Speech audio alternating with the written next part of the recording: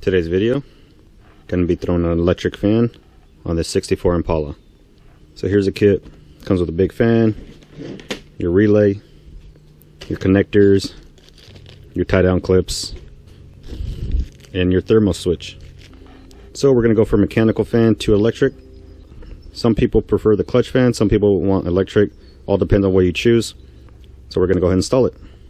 First thing we're going to do is going to go ahead and take out the negative connector.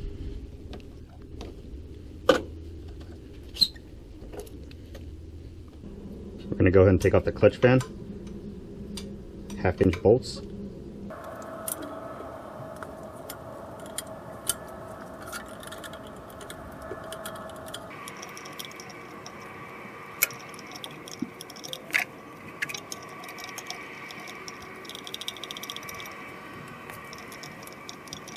Now that we loosen the bolts for the fan, we can go ahead and take off the belt.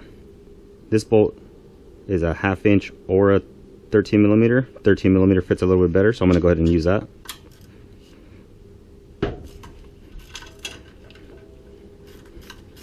Just going to loosen the tensioner. And the pivot point is a 9/16 or 14, but a 14 fits perfect.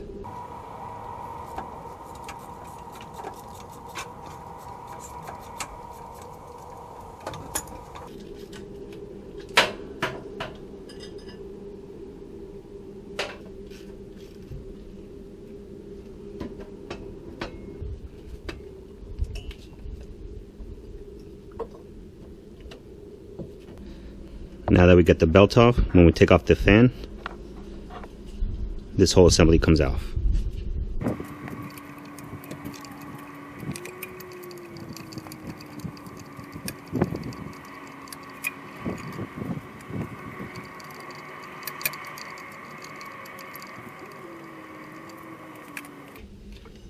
And since this is the last one, be careful that the fan doesn't fall and hit your radiator.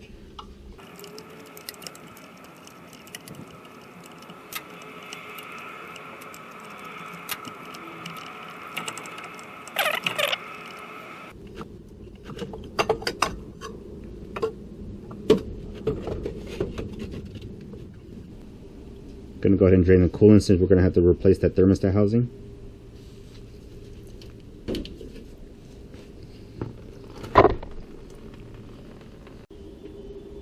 Now that we've drained enough, we'll go ahead and take off the upper radiator hose.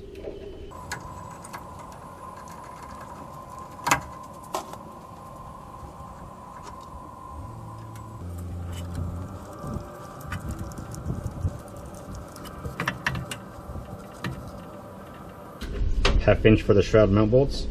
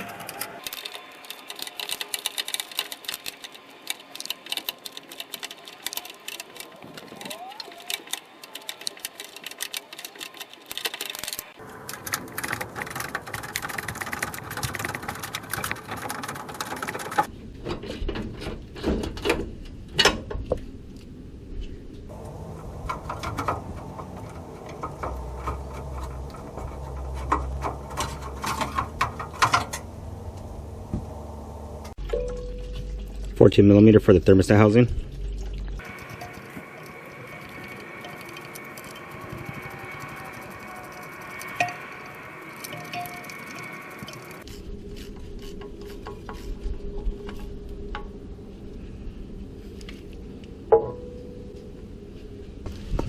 Got the fan installed.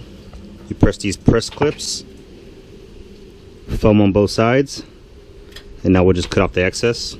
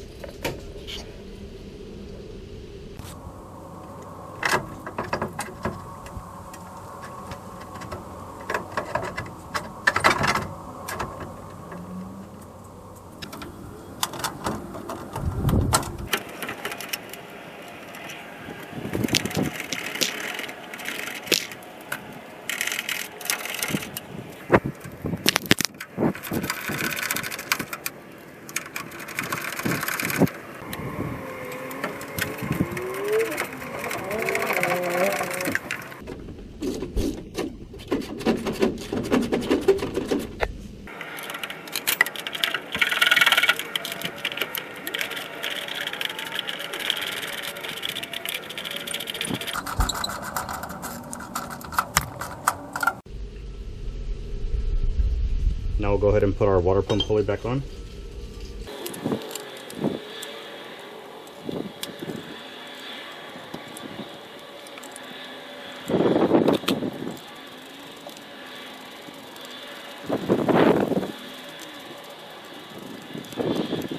There's your pulley.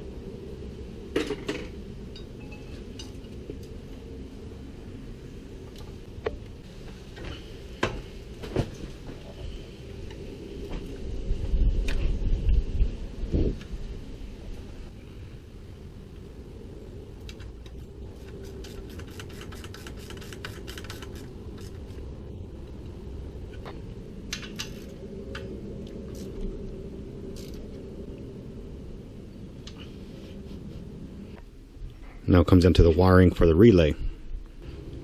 Found a little mount right here for the relay. There's 4 wires. One is your main power supply to the fan, which is going to be fused. It has a 30 amp fuse in here.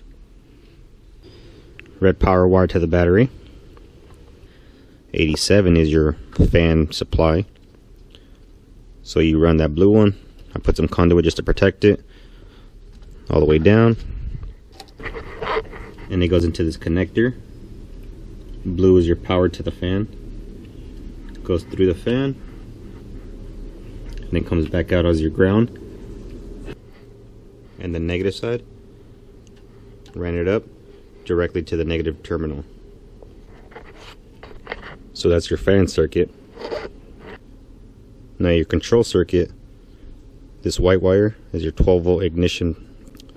What I ended up doing is running it all the way around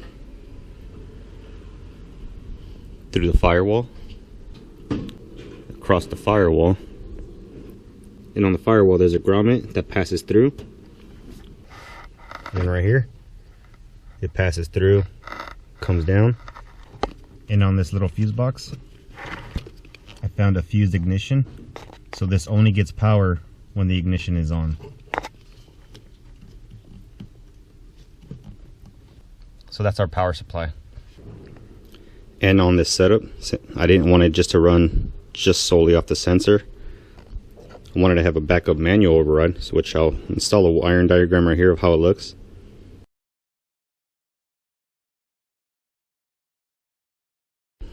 So from the relay, from the negative, right here I put a connector.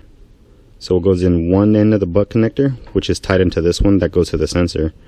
And the other one, I routed it inside the same loom of the ignition power. This comes from the ground feed from the relay, goes into this switch right here in one end, and the other end grounds out on the screw, and this is your manual override. So for some reason, if the sensor is not kicking in, you can manually click it on and it'll turn on the fan. I'm waiting on a thermostat housing that has the port on here, so I could put this sensor on the actual thermostat housing, but we're waiting for that to ship. But for now, just to test the system, I ended up getting some 1/2 inch MPT fittings. This is your sensor for the cluster, but I just use the adapters and this T that goes into the block.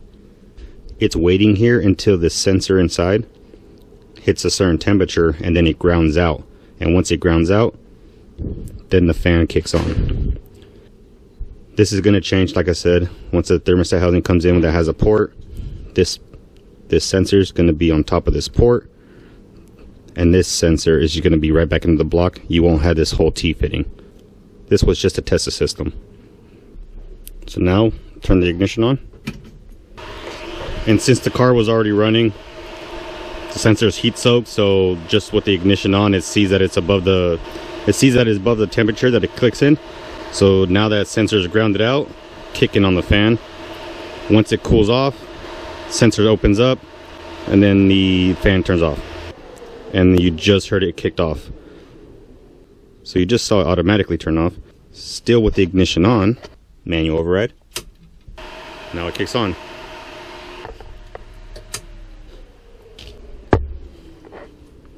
And now it's off. Now we know the whole system works, and we're good to go. Alright, now that the new part came in, got rid of that nasty T-fitting, put it back into the intake manifold, Now our new housing has a sensor in it, so it's a lot more clean coming in. Had to get a replacement hose from NAP, part number is 8726. Perfect for this 90-degree come across, and then you just had to take off this extra right here. And that's how you install an electric fan kit. Hopefully this video helped you. You have a good one.